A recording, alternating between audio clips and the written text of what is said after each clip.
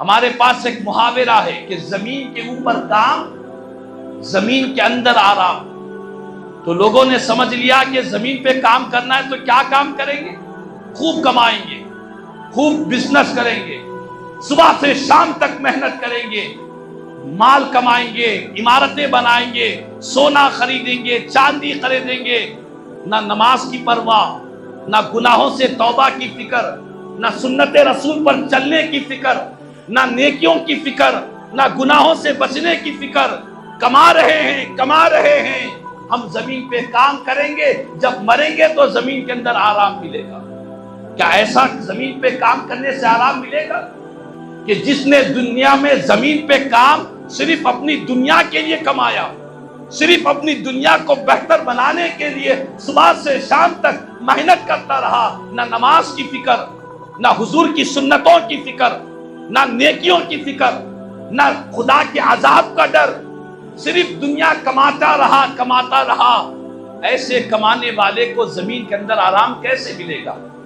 زمین میں آرام ملے گا اسے ملے گا جس نے زمین پر ایسا کام کیا جس سے اللہ اس کے رسول راضی ہو جائے، زمین پر ایسا کام کیا جس نے نیکیوں میں، اعمال صالحہ میں کیا، تو اللہ پاک اسے زمین کے اندر آرام فرمائے گا۔ حدیث پاک کے حضور نے فرمایا کہ بعض مرنے والے ایسے خوش نصیب ہوں گے، جب قبر میں جائیں گے تو فرشتے کہیں گے کہ اے بندے، نم کنومت العروس، تو سو جا، ایسے سو جا جس طرح دلہن سویا کرتی ہے، دلہن کی طرح آرام سے، اطمینان سے، سکون سے سو جا۔ قبر میں جانے کے بعد بندے کو کہا جائے گا۔ یہ کب ہوگا؟ جب ہم زمین کے اوپر اعمال صالحہ کریں گے، نیک کام کریں گے۔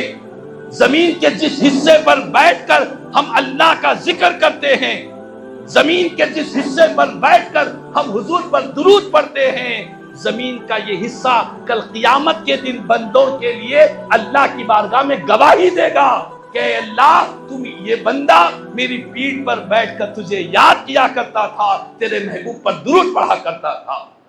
ہمارے بزرگوں کی زندگیوں میں دیکھا ہم نے کہ وہ اگر کسی راستے سے گزرتے تو ایک بزرگ نے پھر پلٹ کر اسی گلی سے پھر سے گزرے۔ لوگوں نے کہا کہ ابھی یہاں سے گزرے، پھر گزر رہے ہیں۔ کہا کہ میں ابھی یہاں سے گزرا تو اس وقت میرے زبان پر اللہ کا ذکر نہیں تھا۔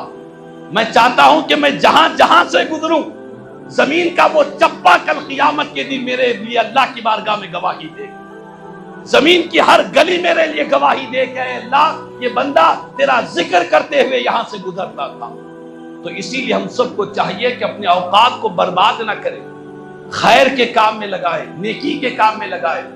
جتنا ہو سکا اپنی زبان پر درود و سلام پڑھتے رہے، حضور پر کثرت سے درود پڑھتے رہے۔